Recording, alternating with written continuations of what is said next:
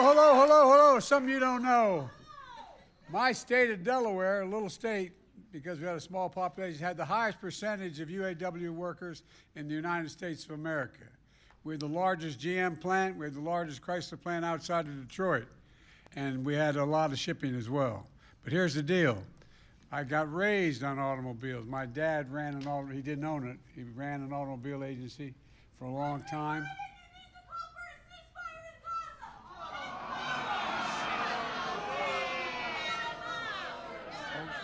No, let it go. Let it, no. No, let it, it's okay. Anyway.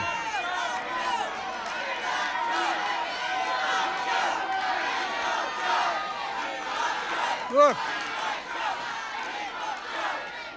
I guess what I'm trying to say to you is, I grew up in neighborhoods where I know what it likes when the plant closes down.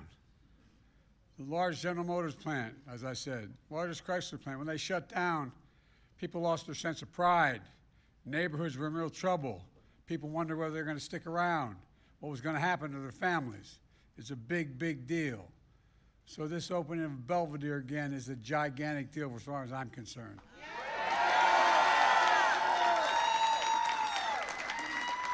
Matt, the UAW in Boone County is lucky to have you, pal. It's good to be in Illinois with so many friends. And Gov, you've done one hell of a job. You work so darn hard to get jobs back here in Belvidere. And by the way, you don't want to be on the other side of this guy. He knows what he's doing. And two members are here from the outstanding congressional delegation, Bill Foster and Eric Sorensen. Bill, where are you? There you are.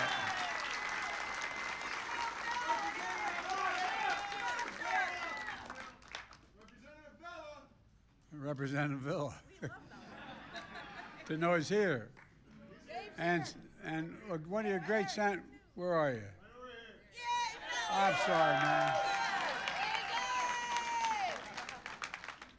And two of your great senators, Dick Durbin and Tammy Duckworth, can't be here because they're in Washington voting. But they had to stay back. And by the way, they fight tirelessly for the people of Illinois. And Durbin busted his neck in this job, too, as well. Look, folks. They've worked nonstop to bring good jobs back to Belvidere. Two people of my team are here who did so much to support UAW negotiations. Our acting Secretary of Labor, Julie Sue, where are you, Julie, and Gene Sperling. I think Sean would tell you they did a hell of a job, and thank you to all the state and local leaders here today. But most of all, to the members of the UAW, you're tough as they come. First outfit ever endorsed me as a 29-year-old kid when I was running for the United States Senate, and with me my whole career. You know, the fact is, it starts at the top, though, with Sean Fain. Sean, you've done one hell of a job, pal. When I called Sean to congratulate him on this historic deal with the big three automakers, he said, the credit goes to all of you out there, and it does. And it may be true, but it doesn't hurt to have a leader with a backbone like a ramrod. And that's Sean. You know, he and the entire UAW proved what I've always believed. Wall Street didn't build America. The middle class built America. And unions built the middle class. That was true in the 20th century. It's still true today. And Americans know it. That's why unions are more popular today than they've been in decades. About 6 weeks ago, I went to Bellevue, Michigan, to join your brothers and sisters in the picket line. I brought back a lot of memories of my marching on picket lines as a United States Senator. But what I didn't realize, it was the first time a president ever did that.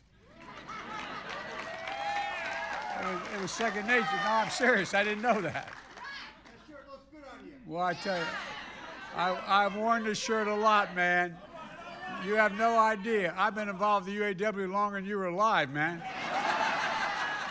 Look, that day in Michigan, I said the auto strike was about a simple proposition. You guys sacrificed to save the automobile industry. from the middle of a financial. No, that's a fact. You did. Some of you weren't around. You were too young. But I mean it. But the financial crisis more than a decade ago. And now the auto companies were doing incredibly well. So auto workers should be doing incredibly well as well. You saved the auto industry. And they should step up for you. A simple proposition. You kept the picket line going for 46 days. You kept your negotiations working around the clock, negotiators. And in the end, the deal you reached set a new standard. Over 30% increase in wages with the cost of living adjustments. Bigger pay increases over the next 4.5 years than the last 22 years combined. Greater retirement security, more paid leave, and commitments by the big three to create thousands more full-time middle-class jobs, investing tens of billions of dollars, building the auto future made in America. Look, folks, these deals are game changers, not only for UAW workers, but for all workers in America. Just ask the folks at Toyota, which last week announced it would significantly finally increase wages for their workers. You had no choice. They had no choice because of what you did. You helped everybody. And look, I want to thank you for your commitment to the solidarity for exercising your right to bargain collectively. You made this happen. And by the way, it's a bigger thing I think even you all realize. You're changing the face of the country economically. I also want to recognize Ford, GM, and Stellantis. They negotiated ultimately in good faith. And as a result, all the workers will be rewarded. And the iconic big three are going to still lead the world in quality and innovation because of you. Yeah. Look. But I'm a little selfish. I want this type of contract for all auto workers. And I have a feeling UAW has a plan for that. The future of the automobile industry will be made in America by American union workers. And I see the future here in Belvidere. Belvidere Assembly Plant was the beating heart of this community for nearly 6 decades, just like it was back in Delaware, where I was raised. 8 months ago, the plant idled indefinitely.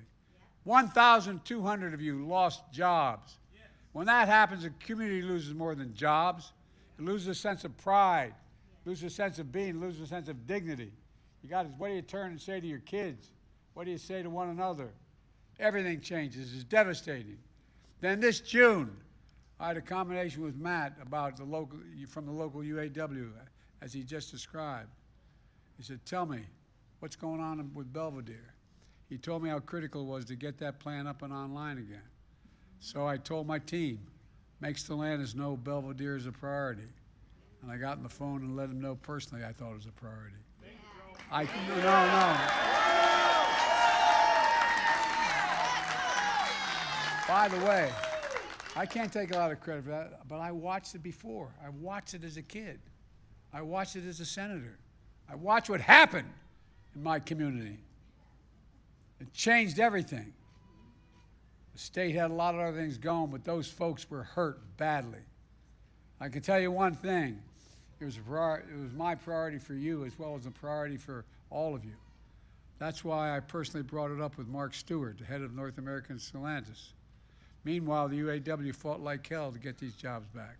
And now you've secured nearly $5 billion in new investment to bring thousands of jobs back to Belvidere.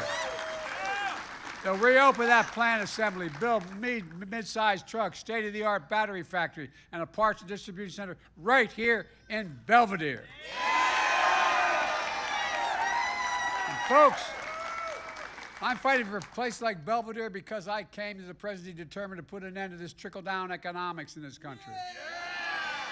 I mean, I'm serious. I'm deadly earnest. For too long, the wealthy and big corporations have done just fine. But the rest of us were cut out of that deal. Look, I see it differently. I don't look at the economy through the eyes of Wall Street or Park Avenue. I look at it through the eyes of the people I grew up with in Scranton, and Pennsylvania, and Claymont, Delaware. My guess is that's how Sean looks at it too, the people he grew up with in Kokomo. Look, that view is that American workers are ready to work harder than anybody else. but they just need to be given a shot, a fair shot and a fair wage. That's not too much to ask. You okay? I want the press to know that wasn't me.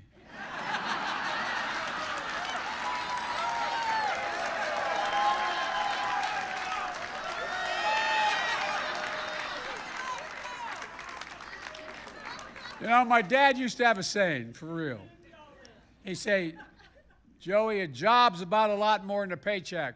It's about your dignity. Yeah. It's about, no, it really is, about respect. It's about your place in the community. It's about being able to go home and look at your kid in the eye and say, honey, it's going to be okay, and mean it. Yeah. Well, guess what? That's exactly what's happening in Belvidere again. Yeah. With this UAW contract, you'll be treated fairly. You'll get a fair share of what you produce, and you'll get the dignity and respect you deserve right here at home.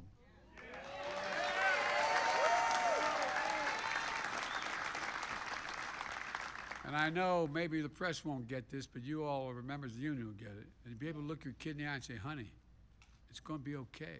Yeah. It matters. I ran for president to bring back good paying jobs that you can raise a family on, whether or not you went to college. Give working families more breathing room. And the way to do that is to invest in ourselves again, invest in America, invest in American workers. And that's exactly what we've done. Folks, since I took office, our nation has invested billions to supercharge advanced manufacturing here at home, including electric vehicles. China is determined to dominate the electric vehicle market by using unfair trade practices. But I will not let them. I promise you. I mean it. Look, let me give you an example. America invented the semiconductor, those little computer chips about the size of the tip of your little finger. They power everything in our lives, from cell phones, to refrigerators, to automobiles. As many as 3,000 are in a single electric vehicle. And over time, we went from producing 40, we invented the damn chips. No, we did. We invented them here in America. We used to produce 40% of them. Now we're down to 10%. We saw what happened in the pandemic when we couldn't get those chips, remember? Yeah. People didn't know what else supply chain meant. We all know what supply chain means now, don't we?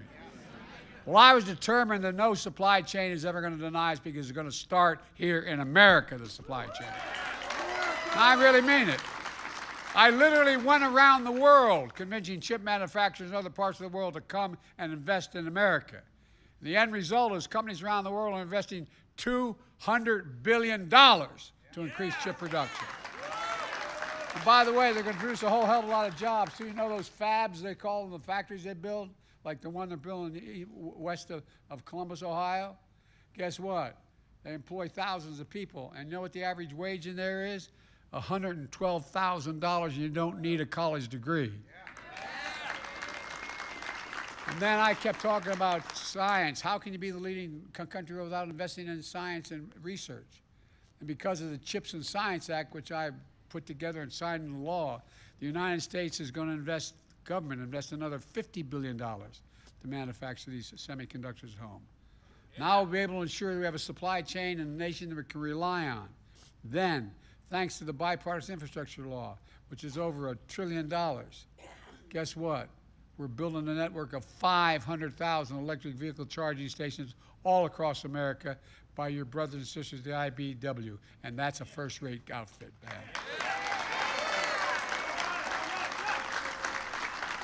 These charging stations will be easy to find and reliable as any gas station. You'll be able to travel across the nation. And then we had the thing called the Inflation Reduction Act, which I put together, which I might add, not one guy on the other team voted for. And that law has driven nearly $100 billion in investment in electric vehicles and EV batteries here at home. And my administration announced a $12 billion to convert the existing auto factories to manufacture electric vehicles if they're in the transition. Because I strongly believe when a company transitions to a new technology, they should retool, reboot, and rehire in the same factories with the same workers in the same community that existed there before. Yes. They should get the first shot at the jobs. That's what you made happen here in Belvidere, and it should happen all across America. Let me tell you all the investments we're paying for, we're paying off. Sales of electric vehicles here at home have tripled since I took office. 80% of electric vehicles on the road today were made in America. And that means good paying jobs for American auto workers. That also means, let's think about this. When my predecessor, the distinguished, anyway.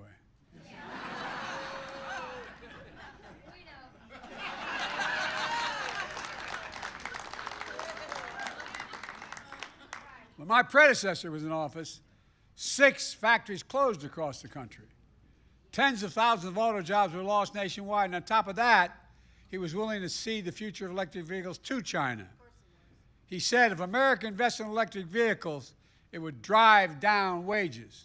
It would destroy jobs. It would spell the end of the American automobile industry. Well, like almost everything else he said, he's wrong. And you have proved him wrong. Instead of lower wages, you want record gains.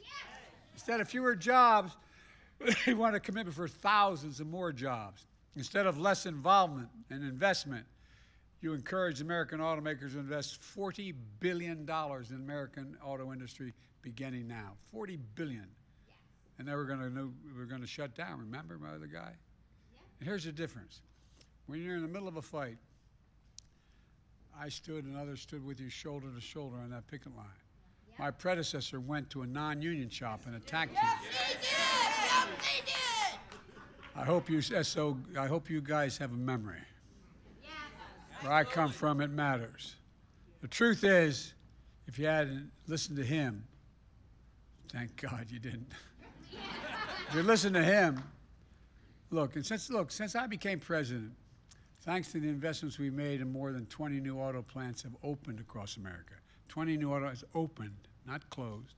And as a matter of fact, more already on the way, and 0 closed. My administration will keep working to make sure UAW has what it needs to outcompete China and everyone else in the world. I've reminded other world leaders it's never been a good bet to bet against America. It's never been a good, not a joke. Not a joke. When we invest in America and Americans, we never lose. Look, it's been true through our history, and it's still true today. Folks, you know what I knew growing up. For too long, the economy hasn't worked for working people in the middle class. And again, that's why I'm determined to build an economy, to build from the middle out and the bottom up instead of the top down. Not a whole lot trickled down to my dad's kitchen table from that trickle-down economics. When we do that, the poor have a ladder up, middle class does well, and the wealthy still do very well, even though they don't pay their taxes. No, they got to start paying more tax. Corporate. Yeah! We all do well and America prospers. And the critical piece of growing the economy is worker power. I'm not just saying that. From an economic standpoint, it's worker power. You know, the agreements forged by Sean and the brothers and sisters of UAW show how collective bargaining gives workers a seat at the table. And when that happens, you ensure your wages and compensation honor your contributions, and your employers succeed as well. They don't lose, they succeed. They do better. They secure the pay and benefits you can raise on family on, retire with dignity. And I might add, the deals you struck show how collective bargaining works for companies as well. Look, the strong relationship between workers and management can mean record profits leading to record contracts. We're seeing it across the board, from UAW to rail workers, to port workers, to Teamsters, to health workers, to writers. Did you see they settled a strike? And you guys are really a harbinger. They settled a strike in Los Angeles. Now you'll be able to see whatever the hell you want to see. But look, it matters. I asked the U.S. Department of Treasury to do a full-blown study to determine, and they recently released a report showing that how unions are not just good for union workers, but non-union workers as well. You're right. No, but everybody, for the longest time, you know as well as I do, 10 years ago, the reason we were in trouble was unions. It's the exact opposite. Unions raise the standard across workplaces and industry, pushing up wages and strengthening benefits for everybody, whether you're a union member or not. So let me close with this.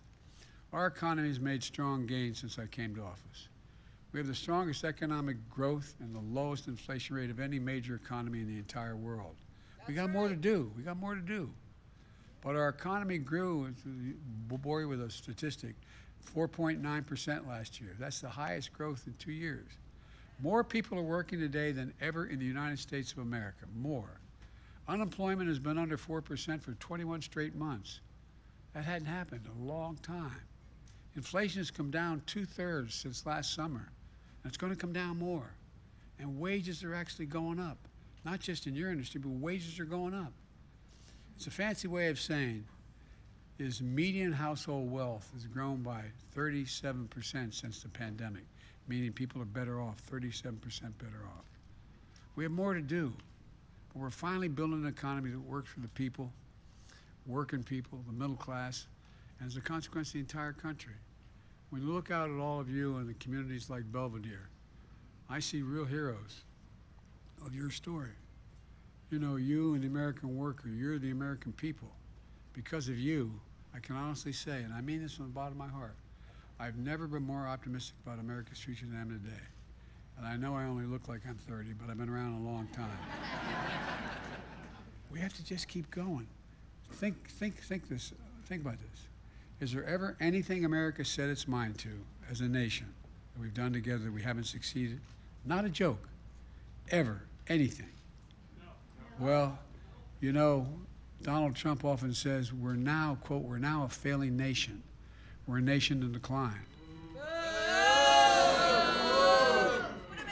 And by the way, the reason I mention it is these mega Republicans, I don't know where they come from. No, I mean it sincerely. But that's not what I see. I, like you, I know this country. I know what we can do. And folks are given half a chance. That's why I'm so optimistic about our future. We just remember who we are. We are the United States of America. There is nothing beyond our capacity if we work together. Nothing, nothing, nothing. And you're making it happen. God bless you all. May God protect our troops. Thank you. Thank you.